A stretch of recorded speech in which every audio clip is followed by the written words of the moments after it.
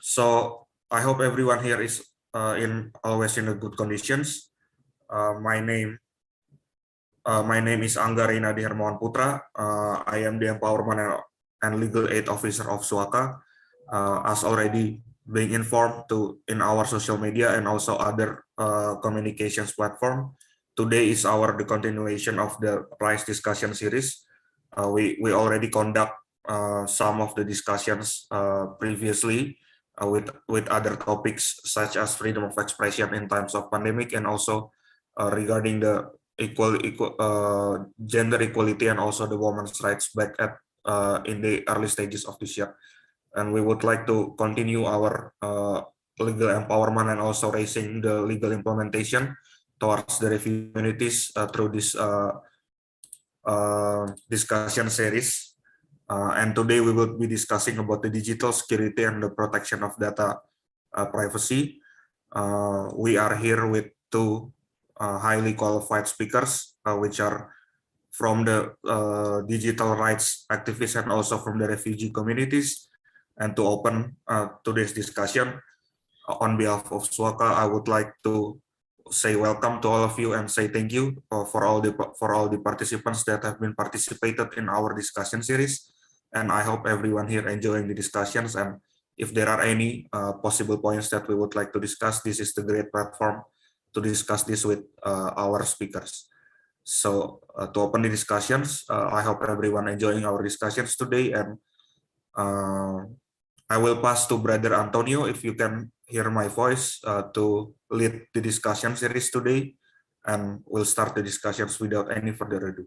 So, Brother Antonio, over to you as our moderator today.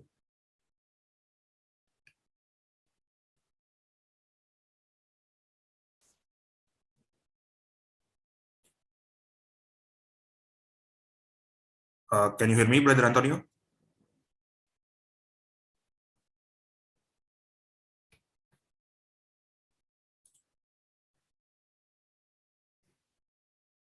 Okay. Yeah, I think Brother Antonio is still having technical difficulties. So in line of our discussion, I will back up the moderator actions today so that we can start the discussion. I think we can start the discussions now through our first speaker. So it's just a brief introduction to our first speaker. Today we have Brother Unggul or Kak Unggul. Kak Unggul is one of the members of SafeNet. So it's just a brief introduction. SafeNet is digital rights protection organizations which have a focus in the Southeast Asian. I think we would be happy if Kak Unggul then introduce further regarding what are the SafeNets doing in Indonesia and also other works before we start our presentation. And yeah, I think without any further ado, we can over to Kak Unggul for his presentations.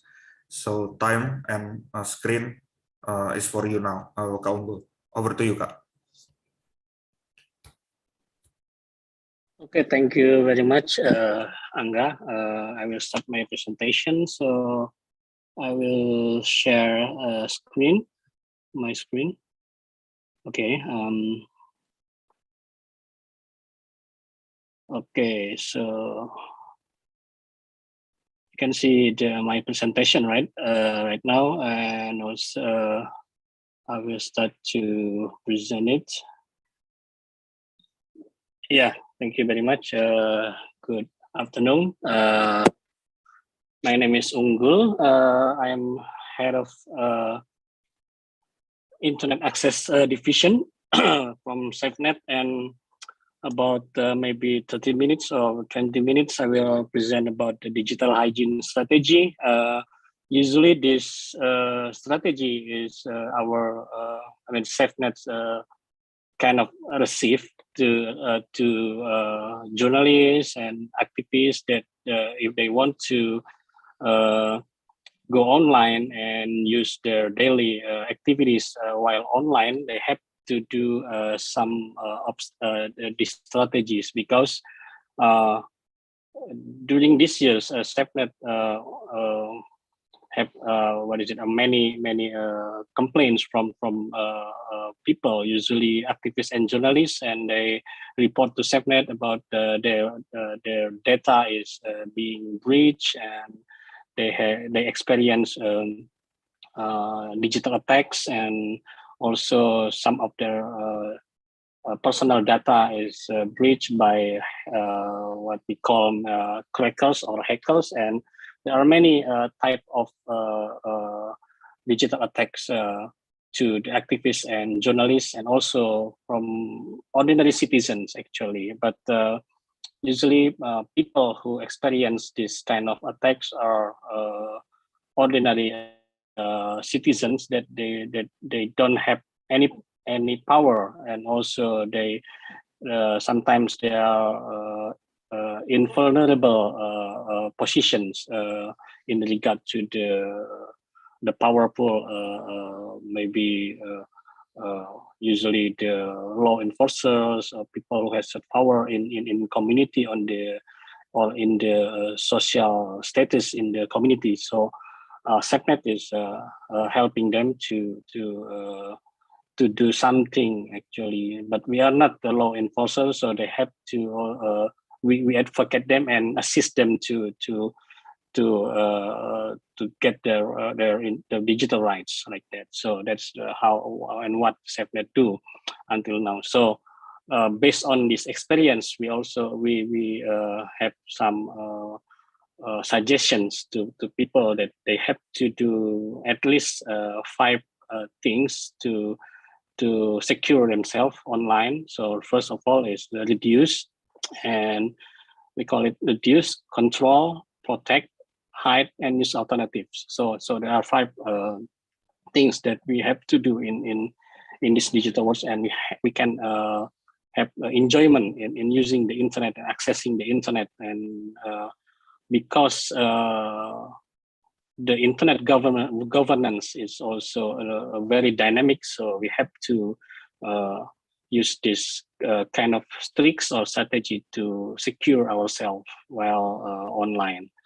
But and first of all, I would like to thank to all the audience who come today. But in my presentation, actually, I used in Indonesian language, but I will try to explain in English. Some of the slides are already translated, but I think some of the slides are still in Indonesian language or bahasa. So I will explain it in English, and maybe host can help to explain more, or maybe in the discussion session we can have more discussion about this. Okay, first of all, the basic principles of digital security. I shared before that many of SafeNet got so many report on the digital security breach to individuals usually, because individuals are very vulnerable in this sense. And because of that, the digital security is also very personal. So we don't have one size fits all policy or strategy. So there are differences, the level of how you should secure your own privacy, your own security settings. It is different in everyone. So for journalists that investigate in very or in investigation of a case may be different when they are not investigating a case. And also people who think that, oh, I'm not so vulnerable, I don't do anything wrong, and I don't very vocal to the government, for example, I don't really like talkative in social media, I'm trying to like as silent as possible. So it is different, the treatment of their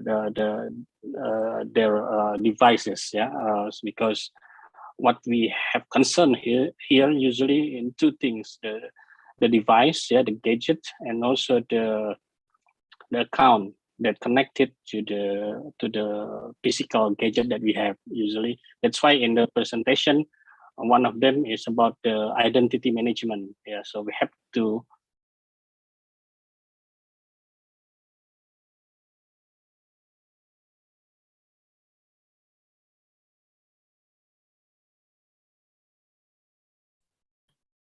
Halo, Kak Unggul.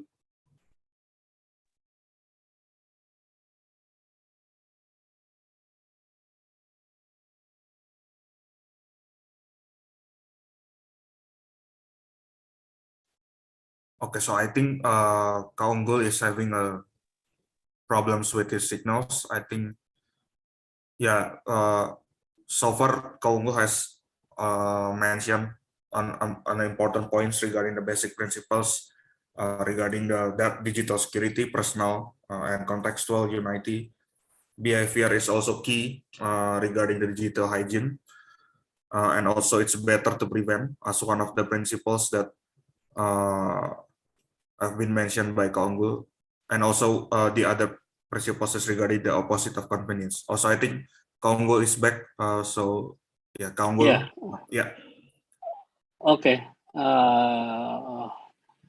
Yeah, I don't know how why I just like Okay. get out from the Zoom for about maybe a few minutes. Okay, so and also there's we have to like understand that the when we think about, oh, we have to secure our identity, we have to secure our gadget, our identity online, and it is also like the opposite of the convenience. For example, we can choose if we want to unlock our own phone only using the fingerprint, or using the PIN, or using a passport, or using our biometric like face recognition, or we don't do anything, just swipe it out and then it can open our cell phone. So it depends on how you think that you have to secure it, and how far you have to secure it. It depends on the level that you think that you are in danger, and how much level is it. So usually SafeNet asking the our I think trainees or participants that when we have a training, how much that you think that it will cost you if anything happen, like that. So if your data is breached, how much will it cost, material or immaterial. So that is the question that everyone should answer by themselves, and then that will depends on these answers that they have to secure their own device, like that. That's the principles. Yeah. And also it's better to prevent. That's very clear that it's always better to prevent than before it's happened, like that. Okay, next we are talking about digital attack, and what is the symptom that, oh, I'm being attacked, I'm very vulnerable right now, for example, right? So first, it is any unusual activity that not regularly happening like every day. For example, you can't log into your account. Okay, and at this time you can log into your account, and your device is, for example, the cell phone is suddenly very slow, or the battery is very hot. The phone is very hot. Like, why it is connected to the symptoms of digital attacks? Because something's happening inside. The software is running, and it is using the very high resource. So by this activity, then the phone is very heavy. So the battery drains out, and then it is hot because they use the memory is being used without we are knowing, right? So it is the symptoms. Yeah, and also there is apps maybe, yeah, that running without we are knowing. It is one of example that we are experiencing digital attack. Some of the report and to SafeNet, they are experienced like this, and it turns out some software that they downloaded by themselves from the unknown sources to their phone, to their cell phone, and then it is like this is a malware. We call it malware, and malicious software like that. Maybe it is adware for the advertisement, and also spyware, many things, worms, many like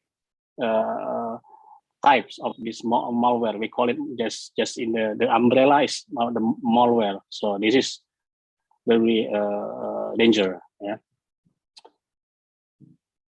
So what is the motive? The first is personal. Maybe some of them, some of this experienced by usually online based. What is we call it? Gender ABGO ya, kelas berbasis gender online ya. It usually it is like revenge porn, for example. So they revenge. They want. They don't want this bad guy. They don't want money, but they just want to revenge. Okay, so this is very personal. Yeah, it is motives. The second one is economy. So they want money. They want money in exchange of the activities, and also politics. Politics also happens a lot. Yeah, so that is three motives that usually subnet found when we advocating cases. And also the method is using the website for, and also through the app. Many I think most of cases is through the apps, and also using the network. So this one, what kind of types? We call it phishing, and also impersonate, and also doxing, hacking, compromise, and intercept, and also persecution. Sometimes persecution in the offline world, it is come from doxing and on online doxing. What is the difference? For example, doxing is your data, your personal data is being exposed to the public, and it is why, because you are doing something, you are saying something that kind of hurting people, but actually it's not. It's just they usually, for example, we tell the truth. We complain. We tell our experience in the social media, and some of the people who feel that irritated, and then they have power. Like I said before, this is involving the power, and then they open your data online, and then people will know about your whereabouts, your address, your real name, for example, and where you are live, and then someone will come to persecute you, to ask you to apologize, to ask you to sign some things, and even to have a physical attack to you. So it's not only online, but also it will become the physical attack. So this is also happening in separate case. Okay, online sexual gender-based violence. I forgot the word of violence. Yeah, what is the violence? Okay, and that is I will skip this because I already informed about this, and then this is how phishing process. Yeah, usually if you don't know about phishing is kind of like fishing, right? Fishing. So fishing is to get fish. So phishing is to get the information. Yeah, information. What kind of information? The personal, private information. For example, the password, your bank account number, your secret questions, yeah, secret code, even your phone number, your WhatsApp number. So many things that related to your personal or private data that can be used usually in economy motive, right? To gain access, and to get and to steal, to deceive, or not even to you, but maybe to your parents or family and your relatives, colleagues, and yeah, like that. So this is very dangerous, right? So we have to be careful on this. I will show you some of the example maybe later on, and this is the strategy, like I said, and for the security level, I share about how our cell phone, for example, lock. So there are many ways to lock it. Actually, the easiest way to lock it is the most vulnerable way. Yeah, if you're using your face recognition, your fingerprint, it's very easy to open it, because if you are sleeping and then people can use your fingerprint to unlock your device, right? So that is something that we have to consider in securing our device. PIN maybe, or password maybe, but it depends. Like I said, it is very personal. If you want to use your fingerprint and you are very sure that no one can force you to use your fingerprint to open your device, that is okay. Yeah, so you have to think about it. And also the application or the software, you always check the permission. One thing that should do every time you open a new account, you buy a new device, always check the settings. Anything, just set settings, because they are default. Not only setting is to set the password and also to set the how the device work, but many default setting is for public from the company, right? So if you buy something, some gadget or device, the setting is the same with the others who buy the same device, right? So you have to personalize it. Sometimes even when you open a new account, register a new account in every application or online, maybe you register to some services online, and you have to set the information, right? Don't later on. No, just use it, set it right away, because meanwhile when you ignore it, we don't know what's happening, because it's very vulnerable at that time, because we know that many of us, we use the same password, for example. Even for me, I use very similar, not the same, but very similar. So when one of our account is breached, it can lead to others that can be breached by the hackers. So we have to be very careful. That's why in the next slides, I will show you how to secure our password with the password manager, for example. Right? Okay. Okay. So the next strategy is to reduce.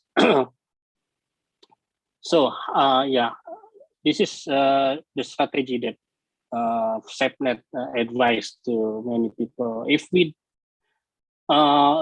are very worry about our presence online, we can reduce our presence online. That is a simple way. Sometimes we have to detox our digital data. Sometimes we have to make 3 hours without social media a day, for example, or every weekend we don't use social media, something like that. Reduce. So this one also the strategy, right? And also for the upload something, we have to think: is it necessary to upload? What kind of information that we upload, and how people can benefit from our maybe photo or information or our statements on social media, like that. Yeah, so because many information can get from this upload. For example, a picture, the photo. They have the I call it the data, metadata.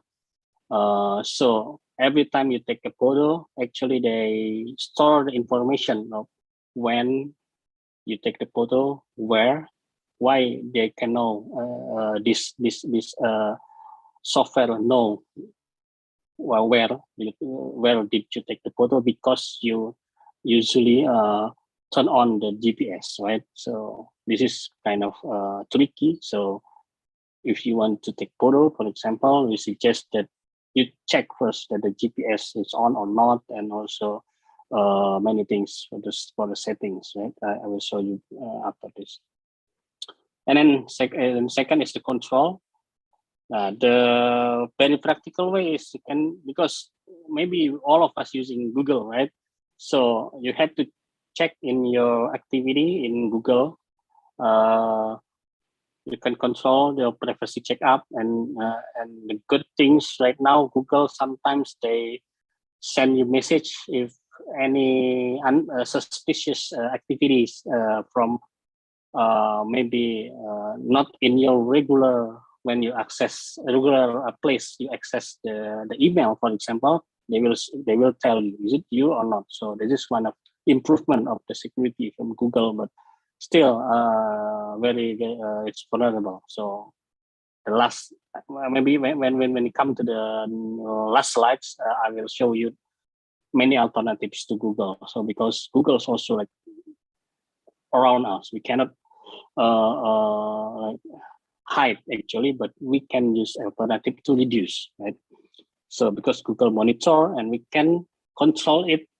For example, when we was watching a YouTube video, yeah, maybe most of or all of us watching YouTube videos. So how we control it? We have to control it. We can log into our account and we we turn off the record activity, yeah, the last activity that the Google record. So we don't have to turn on the activity that we already saw this video, and then we don't need to be reminded by Google that, oh, we already seen this video. No, we don't need that. So just turn off that. Yeah. So many things. Like I said, the first thing we have to setting up all of the system, that anything. Yeah, can also can monitor. So this is what I told you before about the device settings. All of the permissions, some of the cell phone actually from the Android, for example, they regularly tell you that this software or this application is no longer used for 1 month or 3 months, and then they remove the permissions. Okay, that's a good thing, the good improvement, but you don't know what other software that actually is dangerous, but the system doesn't know. Yeah, so that is, we have to check ourselves. Right? So we have to uninstall any suspicious or unknown unused apps that outdated. So all apps should be updated. Yeah, including the operating systems. For example, in your laptop, your operating system always up to date. Don't like store it when they ask for update it. Just click update, because this is very important. Yeah. Okay, that is one of the example.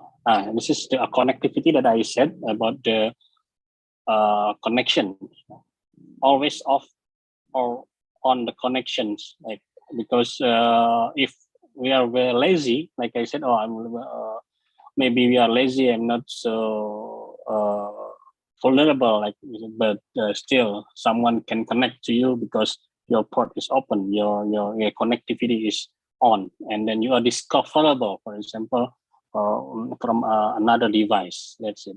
And also for Wi-Fi, for example, you use public Wi-Fi, you don't know who is behind this Wi-Fi. Even in the restaurant or in the airport, don't use public Wi-Fi unless it is very you have you have to connect, for example. Yeah, and when you connect, you have to install your security software, such as, and also use the VPN services. That is the tips if you really have to connect to public Wi-Fi. But I don't recommend to connect public Wi-Fi, even though you know that the public Wi-Fi is official. For example, this is public Wi-Fi of the restaurant, public Wi-Fi of the hotel in the lobby, and people can use that. Then a hacker can be anywhere. Maybe some IT guy who like come there and then just want to like experience some things, and we are in the wrong time and in the wrong place. We can be the target, so we don't want that happen, right? And also we have some check about the device connection. Why this is also important? Because regularly we change our device, right?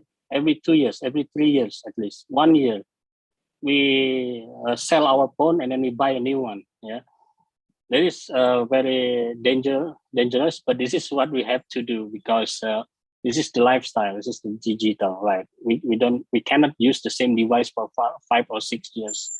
Yes, so naturally we will buy a new one.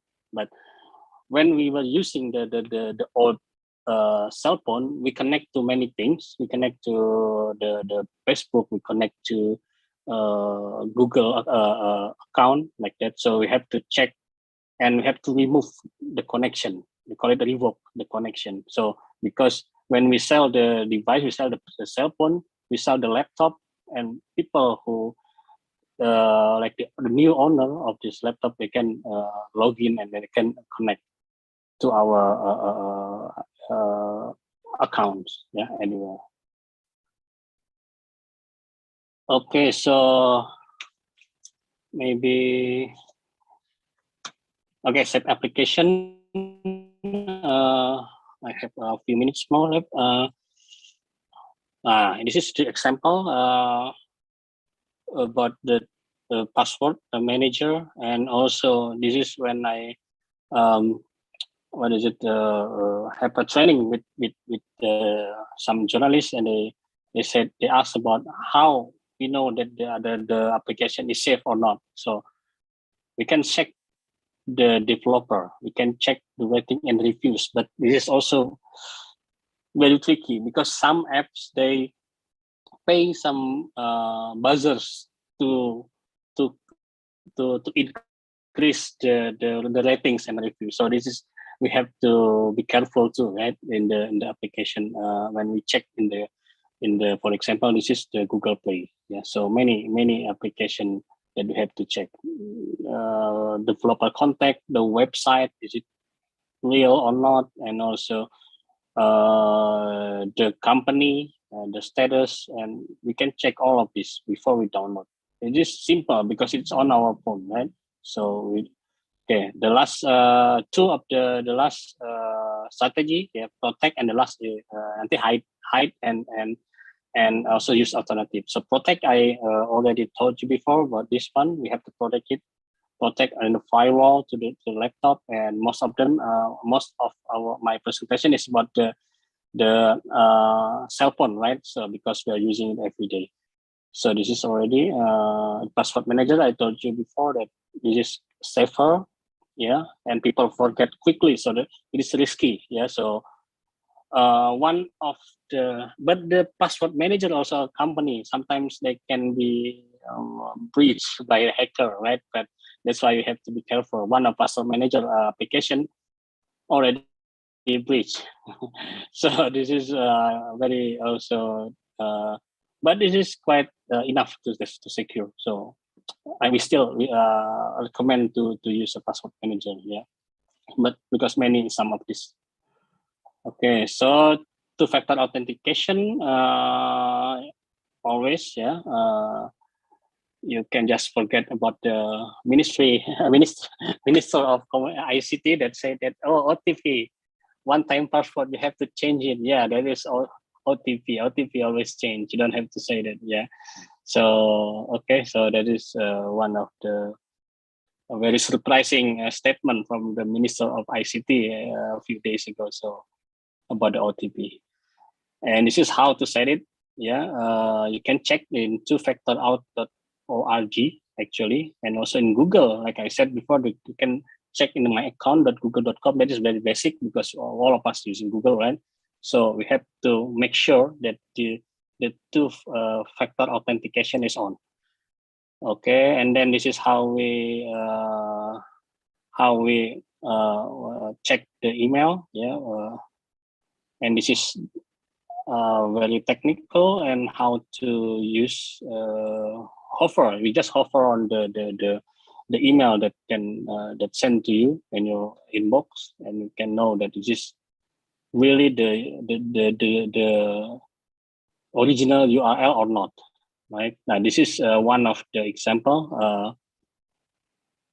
It is an email from cyber police. They said this is actually fake. Yeah, and also we can analyze actually from the email that this is very fake. This is phishing. Yeah, phishing. I told you before the definition, and this is phishing. Yeah, the address is different, and then the many things that we have to analyze here. We also have to click control click to follow the link without click it actually. So when we control click on this hyperlink, you can see that this is not from the police. Even the header, this is from the police Interpol. Actually, it's not, and we check the header. It is not from the Interpol. That is ORT. It's kind of fishy. It's kind of fishy. You say just ignore it. Right? Some is also SMS phishing, and this one is secure communication. Always check the secure socket layer or SSL. Yeah, at HTTPS. Yeah, so you can see the lock here. Yeah, if it is locked like this, it is secure. If it's not, usually the browser said about it, it's not secure, so don't follow the link. That's how to make it. Yeah, and also you can add on in your browser, for example, the HTTPS everywhere for Firefox, Chrome, extension like this, and we can secure our browser. Yeah, that is also the trick. Email also use the encryptions, and also okay, the time is up. And two more tricks from SafeNet, especially hiding. You can use the VPN, and you can use anonymity, and also the alternatives. Yeah, maybe we can discuss this about the alternative. Usually this one is kind of difficult because we are already very feel that we cannot change our habits, but actually we can. For example, yeah, DuckDuckGo for this one. Yeah, maybe 30 seconds, 1 minute. I will continue. DuckDuckGo is the search engine. Then this app, this search engine can block, inform us that they block the comments to prevent Facebook from tracking. Yeah, so I use this a lot instead of Google search, because in Google search when we search something and then they will follow, because we agree to have our digital tracks tracked by them, right? So for DuckDuckGo they don't, so they use this. And also this, for another example, is for mega.nz. They have decryptions, and so it's more secure than Google Drive. Okay, maybe we can continue to discussion later on, but so I will give it to, I will stop my presentation and I will get back to Angga. Thank you, Angga. I'm sorry, a little bit. Yeah, it's okay. Yeah. It's so unfortunate that we have time limitations, because it is a very important and great presentations actually, because I've noted a lot of many important points regarding digital security, and there are a lot of new informations that are very important and also useful for our daily basis. Yeah, so Kaunggul has raised regarding types of digital tax that there are commonly known by the wide range of communities, but there are also other types that are uncommon for our communities. So I think it would be great if we have other discussions later on in the Q&A session. Kaunggul also explain regarding technicalities regarding device setting, regarding the how to check if whether your email has been leaked or not, and also regarding password manager. There are other technicalities that are very important for our digital security. So I think we can have discussions later on Q&A session, because there are a lot of important points that are very interesting to be discussed. Before we can jump to the second speakers, I would like to remind all of the participants here that in the chat box, Sister Dewi already sent the participant link to be filled by all the participants that attend in the Zoom session. If you open the link, there are also questions that we've asked regarding your inputs. So it's also act as an evaluation form for us. So feel free if you have any suggestions for our next discussions. We would be very happy to analyze all of the evaluations. And also, if you do have questions or other suggestions for our discussions today, you can also write it down in the chat box, or if you do want to share it in the Q&A session through a verbal methods, you are also feel free to participate in the Q&A session. So without further ado, we are also joined by Brother Rahmatullah.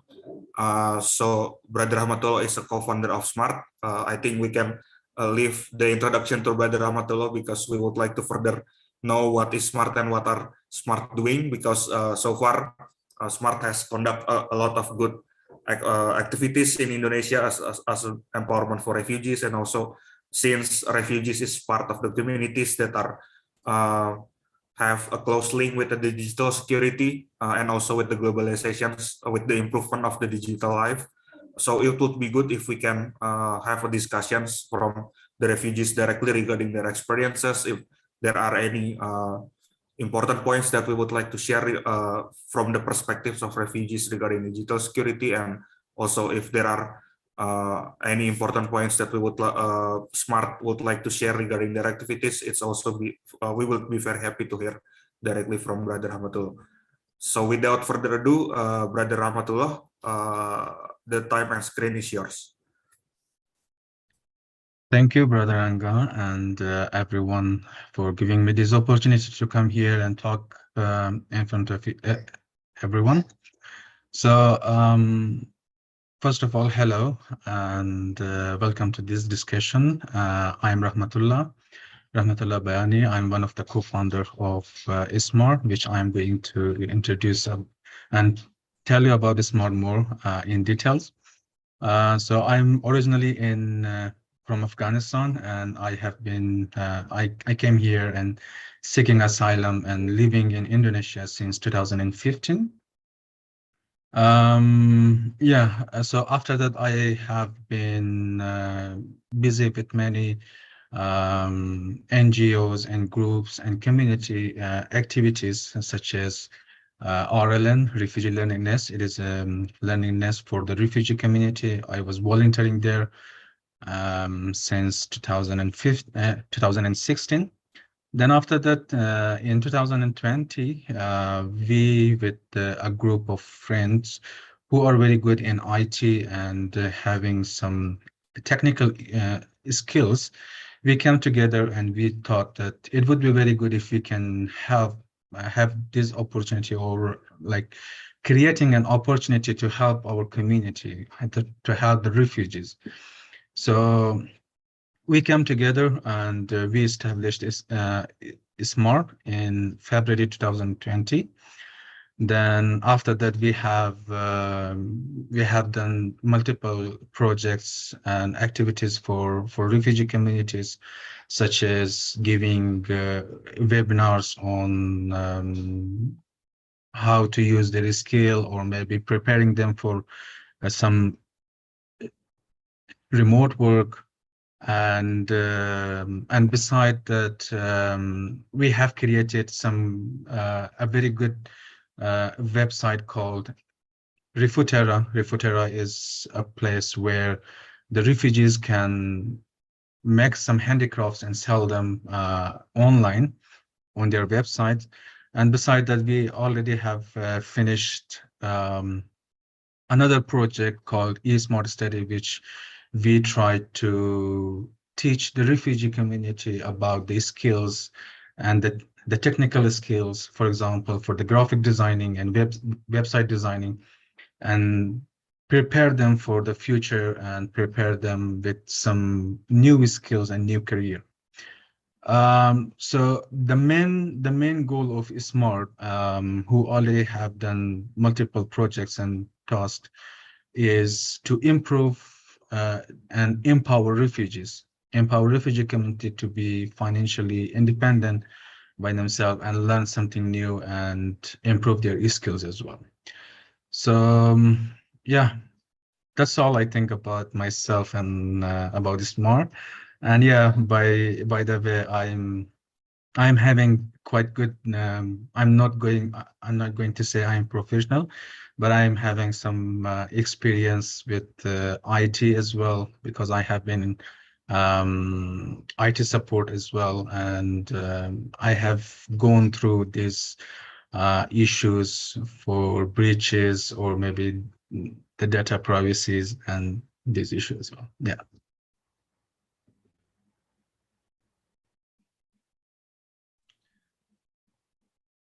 Okay. Yeah, I think there are still time for Brother Hamatullah if there are any other points that you would like to share, brother. Oh, so there are some questions that I already have been prepared. So I have to go one by myself, right? Yeah. Okay. Yeah. So just let's start from the beginning and just take a look.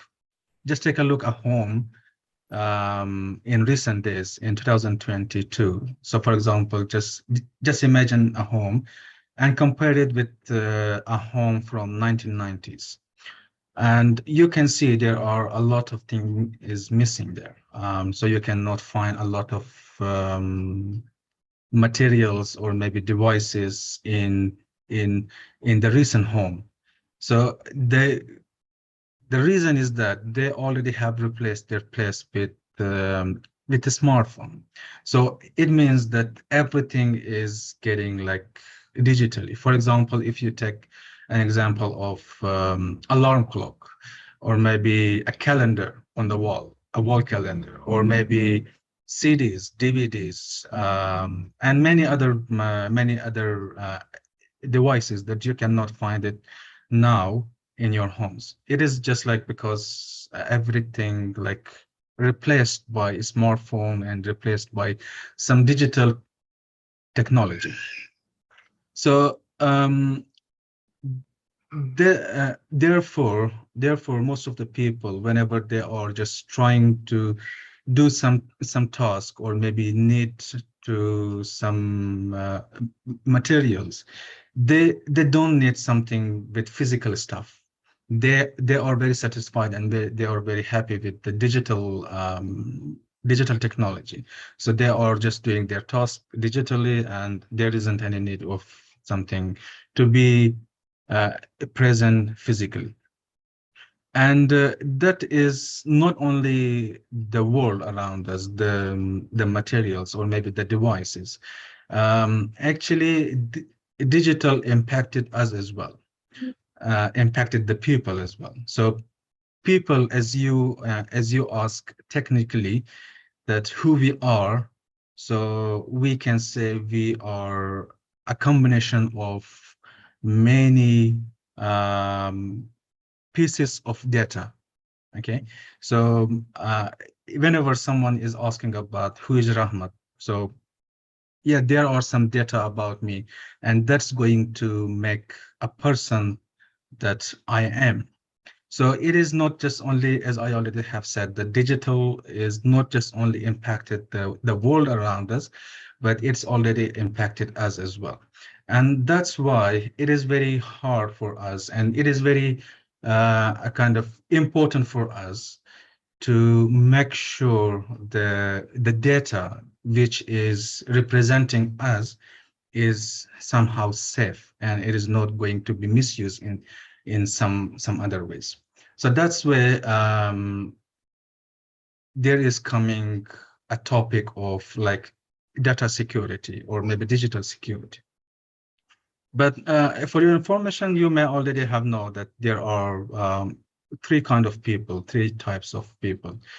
First, those who are saying that, okay, if you are very curious, or maybe it is very important for you, the digital security is very important for you, so you have to just go offline, so you don't use the internet. And the second part is that some people they are saying that okay, so they are using or misusing my data I don't care about that. So it is not a big deal. But the third party, the third group, they are saying that, oh, that's my data, and it is something belonging to me, and I don't want to use them in these places, and I'm very, very careful with that. So by considering the first group who said that going offline, it is 21st century, and 21st century, everything changed and replaced their places with digital world. And so that's why it's called like digital transformation. So whatever you want to do or whatever you are doing, it doesn't matter if you are going to school or you are doing the research, or maybe even like a friend-to-friend integration. It is based on digital. So you cannot just avoid the technology, and you can just get offline.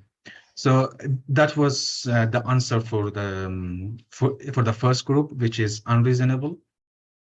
And for the second group, who said that I don't care, or maybe it's not a big deal. My answer is just think, not in the digital world, just in physical world, just right now. How do you feel if someone is keeping eye on you, or maybe how if someone is stalking you for a long time for your activities, seeing that what you are doing, where you are going, how you are doing, or maybe, yeah, harassing you somehow. So it is not feeling good, right? And beside that, if you don't care about that sharing your data to somewhere else, but there are a lot of other people who are uh, very careful with their data, and they don't want to use them in a very misuse from their data in every place.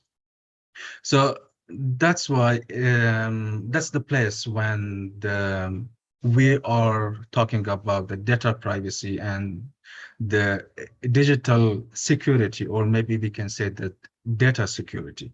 So data privacy and digital security, they are both doing like with no mean, they are from one term, from the same term. They are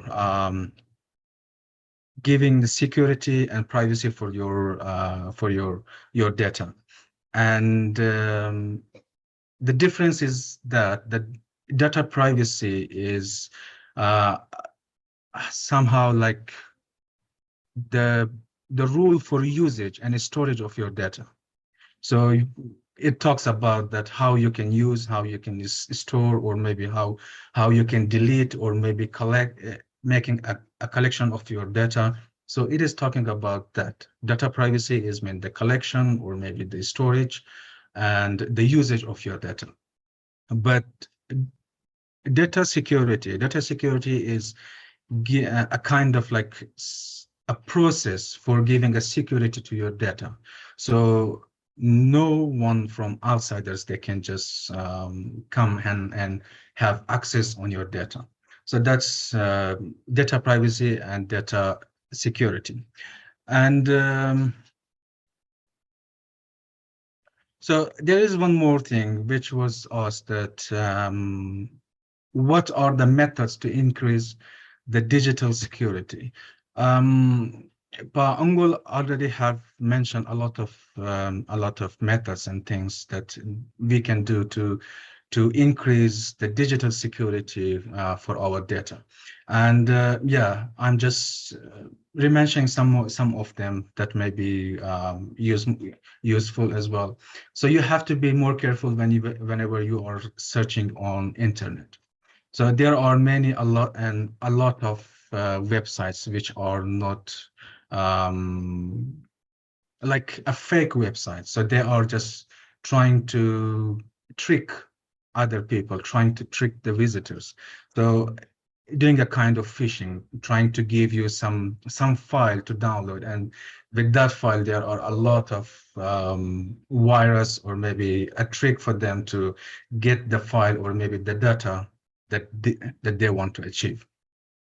And So that's why you have to search on trustful websites, and beside that, use a secure browser. Paungol already have mentioned many of those browsers. For example, the Firefox that you can use, the Google Chrome, and beside that, the Tor. So there are some browser which has a very good security for the visitors. So you have to be a little bit tension-free, more than other normal browsers, that you are not going to have any breach of your data. The third one is very important, is the network security. For the network security, and if you are going somewhere, for example, in a cafe or maybe somewhere a public station, for example, and there is a free Wi-Fi and you are using it, so there are a lot of chances that you are going to be caught by any hacker, or maybe your data will be breached. So my suggestion there is, like, in those places, it would be very good if you can just use a VPN. VPN is going to create a secure line for you, or secure network for you, so you can be more secure than ever. And yeah, so whenever it comes about the credential and the password, so yeah, the first thing, and Pongo already have mentioned that you have to use a very strong credential, a strong password for your accounts and for your devices.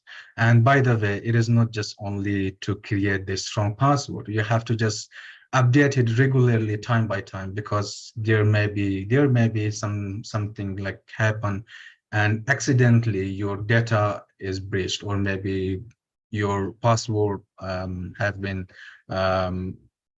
shared with someone else. So please make sure that you have that you are updating your password regularly, time by time. And the other thing with the password is, as Pangul already have mentioned, using the password manager, and trying to use the multi-factor verification. It is very useful, and it is going to help you with the data security of your data. The other thing which most of the people, they are taking it very easy. For example, I have seen, and I have been doing this many times ago. If there was any updates for for my software, or maybe for my Windows, or maybe for my device, I was just trying to escape it. I'm just trying to press the button which says that remind me again.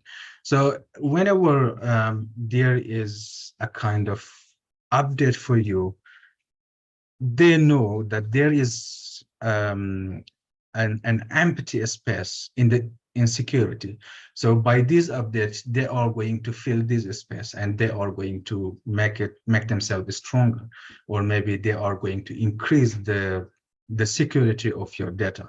So I would suggest that whenever you are facing, or maybe having a notification for update for your device, or maybe Windows or software, so please update it that as soon as possible. And yeah, as Pa Ungul mentioned, that we have to see the permission of the applications in devices in settings.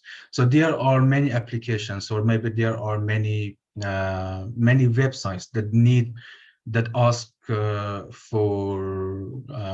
permission in your browser as well.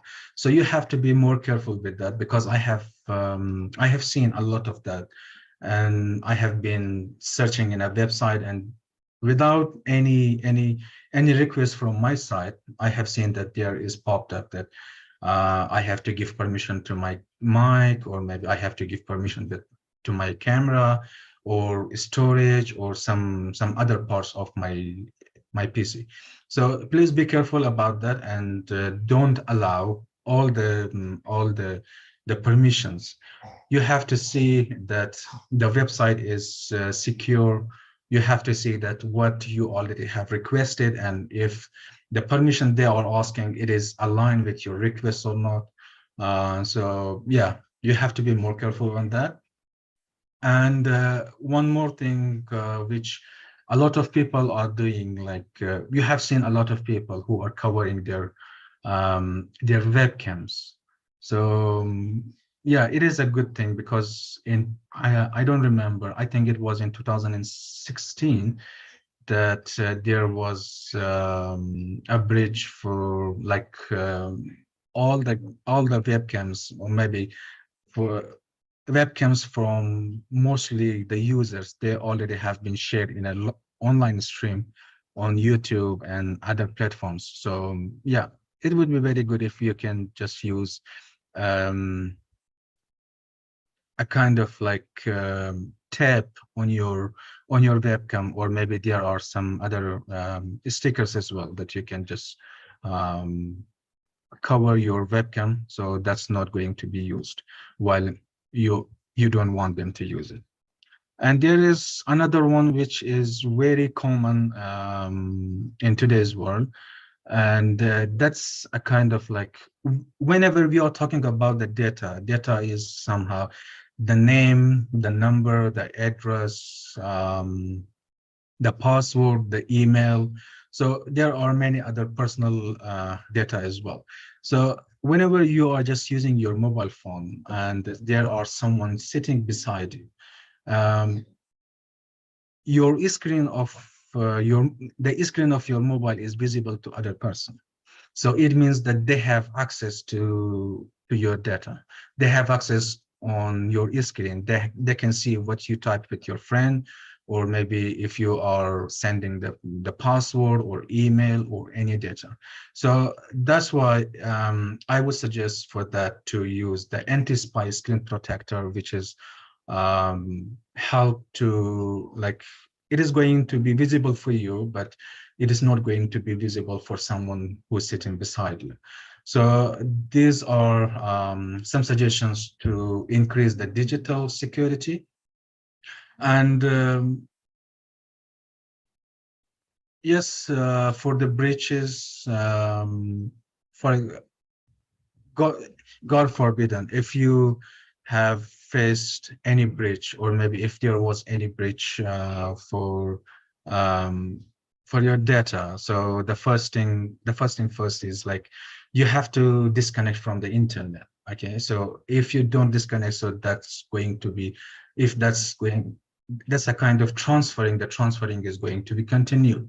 So you have to disconnecting your device from the internet, and then after that you have to run a very full and detailed antivirus scan. It's going to help you with finding any suspicious file which you can just think that they may cause this breach.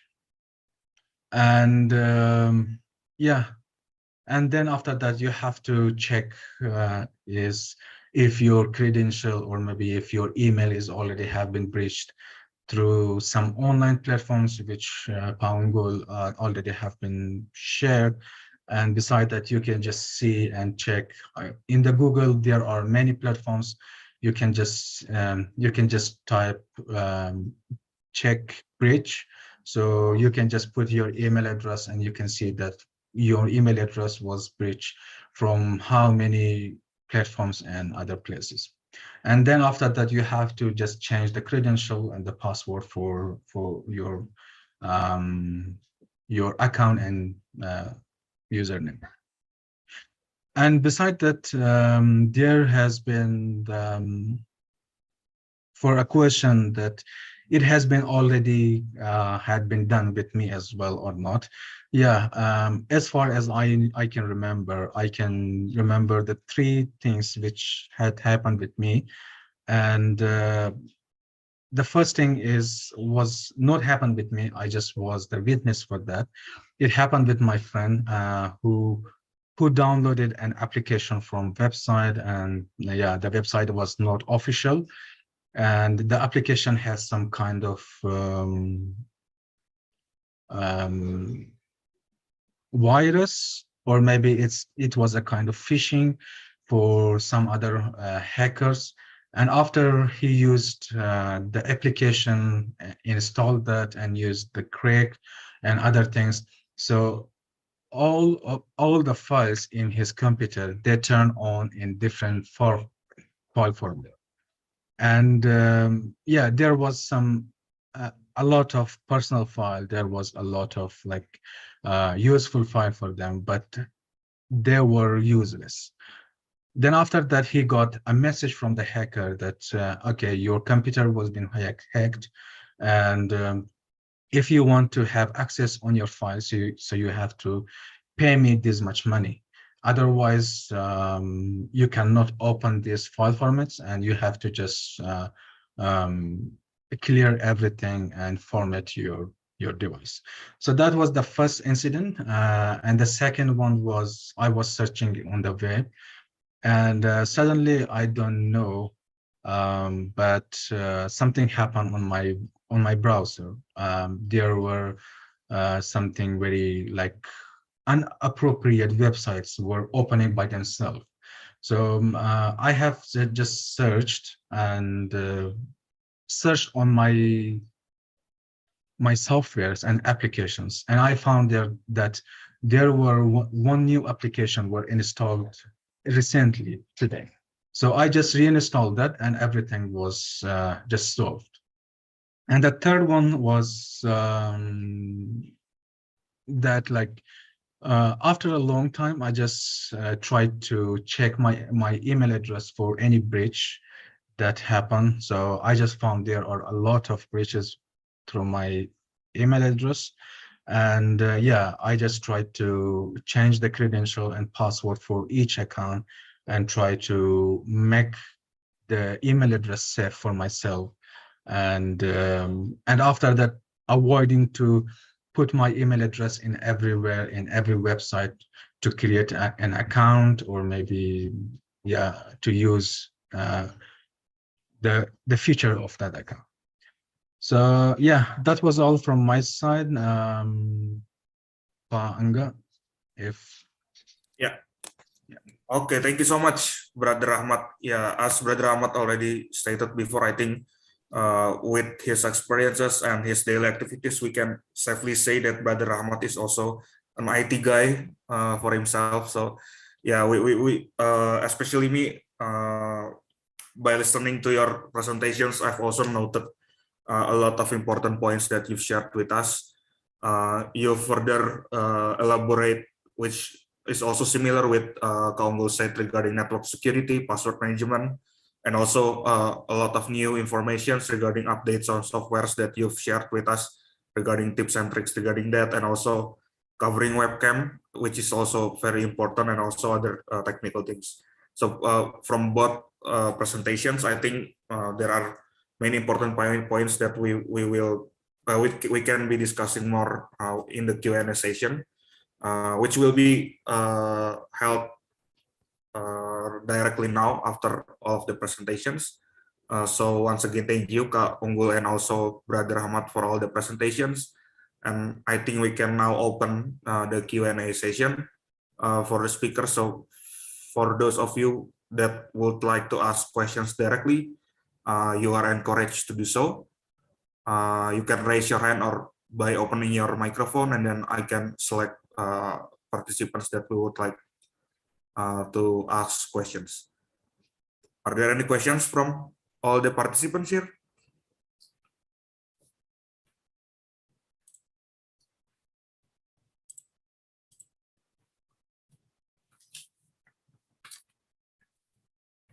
Okay, yeah. If there are no yet questions from the participants, I have actually have a couple of questions for the participants. So yeah, while we are discussing about these early questions, all participants are again encouraged to whether write it down in the chat box, and then I will say it to the discussion floor. And if you do want to raise your hand and then ask questions directly, you are also encouraged to do so. So the first questions for both speakers, I think. So a bit background on which the refugees happens, the situations happen in the refugee communities right now. So as a refugees, they have an identifications in a form of card, UNHCR card. But then I think, if I'm not mistaken, since COVID, they digitalize the identity of the refugees in the form of PDF or other online documents, but mainly PDF. And since the digital documents is easier to share with others and to be transferred to others for many occasions, do Kak Unggul and Brother Rahmat have tips or tricks, or have a strategy to secure a digital documents in terms also in connection with the digital security? Or maybe Brother Rahmat would like to share his experiences with his identity as refugees. Yeah, thank you for the question. If I already have understand it correctly, so you are saying that during this COVID, if we get some files, how we can verify that this file is correct, or maybe it is safe to use it. Am I correct? Yes, but also in terms of protections of the digital documents, since it comprises with the personal identity of the persons, and also with the face of the persons that are attached with the identity. But yeah, regarding the protection and also which the concerns that you've stated, brother. Yeah. So the first thing first, which I'm just doing just right now, it is like I am putting all of my files on Google Drive, and whenever I'm just sharing to someone and some people, I'm not just sending the file, and beside that, I'm just trying to share from my Google Drive to a specific person with a specific email address. So why I'm just doing that? Because the device, it may be like maybe there are some other person who are just using it, or maybe they are going to download the file in their devices, and the device is going to get stolen. So with device itself, the information and data I already have sent, it is going to be shared as well. So I'm just trying to use a kind of link to my share file, and I'm going to make sure that file is shared with a specific person with a specific email address. So no one can just use it outside, like anyone else except that person. Yeah. Okay, thank you, Brother Ahmad. Kak Unggul, would you like to add something to these questions? Yeah, maybe just additions. The first question is about where do you store the data? So it depends on where you store the data. You have to secure it where you store it. So if this data is you have control over the access of this data. So like we shared before, we have to secure it by first of all for the secure password, for example. That's when the data is like files that you own. But if the data is are taken by the third party, for example, and then there is like a different situation that we have to make sure that this data is secure. But like we all know, in Indonesia, even the data protection policy or the regulation is also not here yet. So it means that we have to be careful when where we store the data in the third party ownership. For example, I don't know, in the refugee case, maybe in the local government or or NGO or people or organization who store the data. So we have to make sure that these data in the database that also secure. So there are two things that it is beyond ourselves, but we can force. We can ask them to secure it, and if it is the data is in our side, like for example, we store it in the cloud drive, and then we have access to the cloud drive, and how the question is how we secure it. Maybe we can password protect it, or we can use a storage that more secure. For example,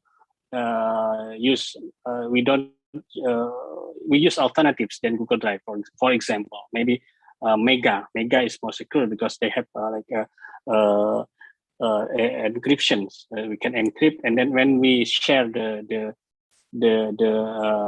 link, for example, we have to click a shareable link, not directly copy paste from the browser. For example, that's the easiest example that how this storage more secure than other storage. For example, in Google Drive, we can copy paste from the browser and then make it shareable, and then we share to anyone who has the links, for example, and then they can access it. But in the Mega, we can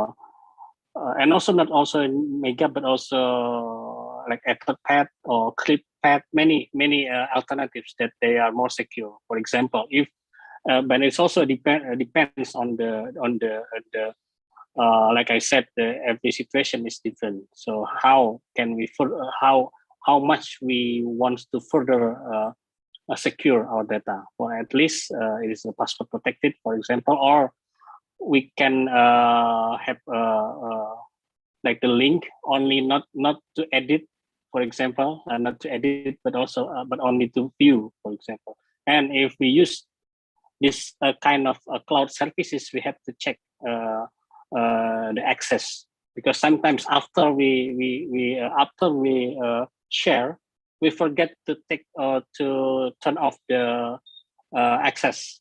So people who can access this folder, for example, they can access it forever if we don't if we forget to turn off or to revoke the access like that. So we have to be careful on that situation if it is about the data, because data sharing is also a window for others to breach to our data or files in the cloud, because we don't own the cloud actually. We entrust our file, our data to other party, and then this and also we have to be like careful. Sometimes it is better to pay a little money to secure it than we use the free services. Sometimes free services, they don't guarantee the secure of our files, for example. So if they have the mechanism of freemium, we call it freemium, where we have the subscription or something else, and it will secure our data more, and then we try to have to get these options. So it is better than using the free services. This is a business entity, so that's how they do the business. Okay, that's my opinion about storing the data and Okay, thank you so much, Kak Unggul and Brother Ahmad. So yeah, it's important to know where you locate the data and then use the mechanisms of the services provider regarding how to secure your data.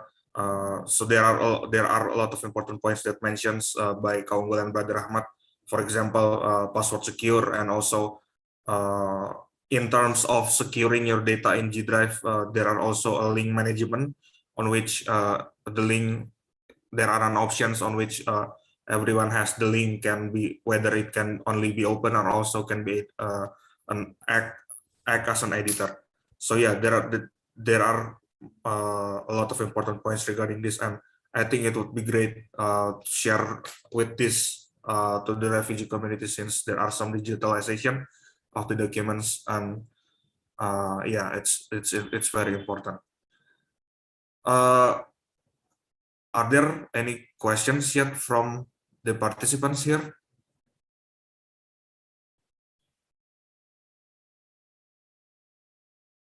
Okay, yeah, if there are no questions, otherwise, I think it's also important to discuss regarding the policies, since Kak Unggul mentioned regarding the policies. If I'm not mistaken, I think so far there is a draft bill regarding data privacy protection or perlindungan data pribadi in bahasa. But yeah, I haven't yet known whether the progress is stalled or there are some success stories regarding that. But in terms of policies, do Kak Unggul and Brother Rahmat, since also refugees who reside in Indonesia, also bound for both provision and also the protection of it, of the laws exist in Indonesia. So how both speakers think that the importance of the bills and policies, especially in forms of laws or undang-undang, important to protect all of the data protections. I think Kak Unggul, can you start first with the answers? Yeah. SafeNet also one of the coalition for the data protection bills, and until today, the process still stuck in the what did we call it, the establishment of the data protection institution or agency that we civil society ask and also insist that this new body is very independent, and it is like a new established body to ensure the data protection, and this institution will have the authority to monitor the data protection in Indonesia. However, from the side of the government, they are still insist that this the new institution is not necessary. So it is just under the Ministry of Communication and Informatics. So this is how the process is. They call it deadlock, because the government wants this protection data authority is under the ministry, but legislatives and civil society want this the new independent authority. So this is the latest news about the protection of data protection bills. But maybe we recently some data breach also, like very very huge data breach happening again, and it is from the government. It is the NIK, the ID card, and also from the government. They said that it is not in their system, but it is outside the government. But still, what the citizen can say is, yeah, the government is the one who is responsible, right? They cannot say that it is not a breach. This is not from the government's websites or database, but it is private sector or something like that. But the regulation is come from the government, and who that we can trust than the government. So this one, data breach that happening a lot, even last week.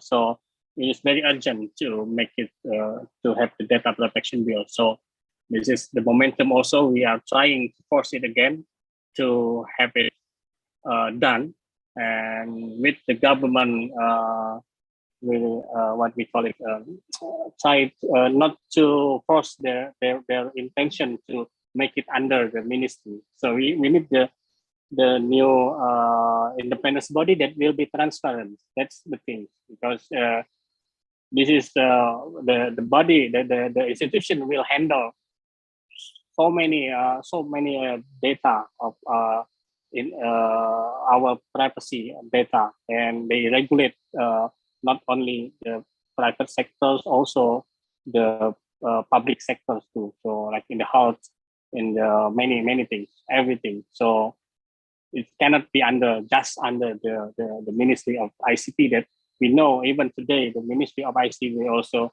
have so many problems inside of them. So they have to tackle their own problems. Then this one is new problems that should be the solution is the institution that the independence and also transparency.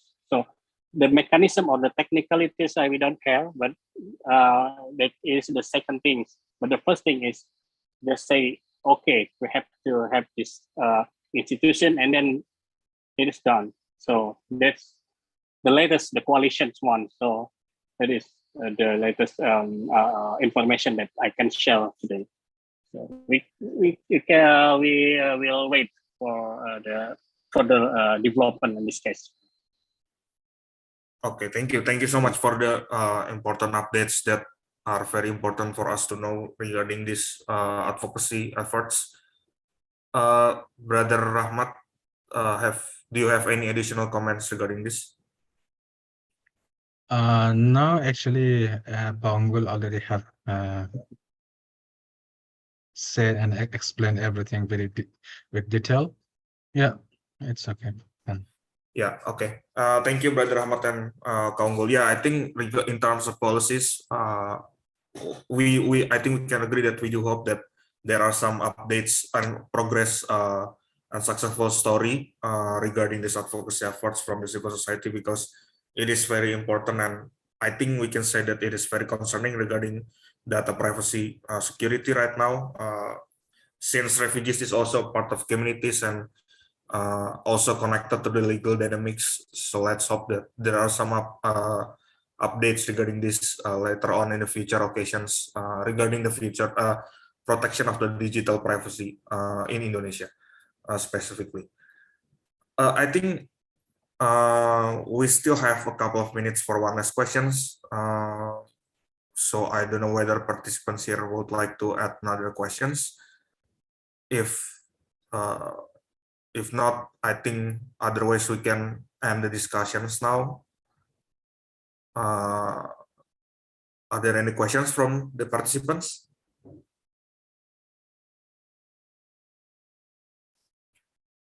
Okay.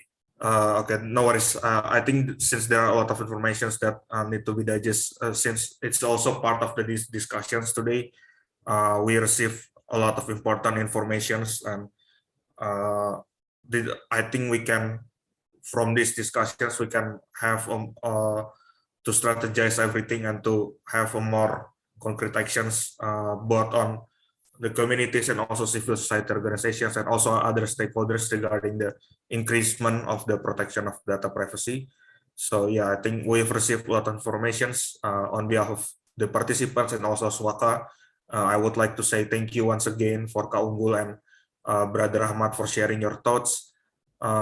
Since we have a couple of minutes left, I think if there are Kak Unggul or Brother Ahmad would like to say any closing statement or concluding remarks, I think we can still do that. If Kak Unggul, maybe would you like to go first with your concluding remarks or any additional information that you would like to share? Yeah. Thank you very much for the opportunity to share about digital security and what SafeNet actually doing right now about the advocacy of people or citizens that violated their digital rights, and also their the breach of their privacy. So I think today is a very insightful, many information that I can share, and also I get so many information from both sides and from the also the questions. So I think I hope that we can better doing our activity online with more aware and more can practice the digital hygiene. So this is very important, but because online is about what is it, habits. It is our digital culture right now. So we cannot live without the internet. So that what we have to do, we embrace it, but we have to secure ourselves and have a good communication online, a good activity online, and also very using the internet very actively and secure it to our own benefit. So I hope that today's session is very useful for everyone who are today and become the participants of this today's session. Thank you very much. Thank you also, Kak Unggul. Brother Ahmad, over to you for your concluding remarks. Yeah, so thank you for giving me this time. I just wanted to let the participant know that every day there is something new coming on the market as a technology, as a digital technology. And beside that, as much we are having the devices, that much the opportunity for the hackers are getting wider and wider. So it is like digital technology is not something that we can ignore it, because we have to go with it, because it is like a kind of now, as Pa Unggul already mentioned, that everything is based on technology, everything is based on digitalization. So you cannot not ignore it, but you have to be prepared and you have to just be careful with what you are doing or what you are sharing on the internet, because as I already have mentioned that we have changed or replaced or to something kind of digital is dematerialized us. So what we are is what data we have on the internet. So you have to be careful about that. You have to make sure that it is safe for you and for others. Yeah, and I hope that there won't be any breach or maybe any issue with any of you, but still, yeah, be careful. And thank you for giving me this time, this opportunity to come here and share my knowledge, what I know. I hope my explains and my thoughts are helpful for everyone else. And yeah, thank you for Swaka as well for creating this discussion to help other people and other refugees, those who are suffering from these issues and challenges. Yeah, thank you. Well noted. Thank you, Brother Ahmad, and also Kak Unggul once again for great concluding remarks. Yeah, I think we can agree that a lot of information shared today is very important, and yeah, we can hope that hopefully there are more improvements regarding our security in terms of digital security and also protection of data privacy. Yeah, I think let's start from our today's discussion and also other discussions, and then we can have more concrete actions to improve regarding these issues. Thank you once again, Brother Ahmad and Kak Unggul. With that being said, I think before we close our sessions, would it be good to have a photo session? If there are any participants that are willing to open their cameras, you are encouraged to do so. But if you do have any issues with that, that's also no worries. Yeah. Are there any participants who would like to open their cameras? Okay. it's only one slide, so I think I can just do that in a short time. Are there any participants who would like to open their cameras? Okay. I will count to 3. 1, 2, 3. Once again, 1, 2, 3. Okay. Thank you so much, everyone, once again, for participating in today's discussions. In terms of RISE discussion series, there will be another episodes which will be addressing another issues. Let's meet again on other occasions. And if you do have any suggestions for us, Proswaka, you are welcome to discuss your feedbacks regarding our discussion series with us through many platforms that have been shared with you. Once again, thank you and have a nice day, everyone.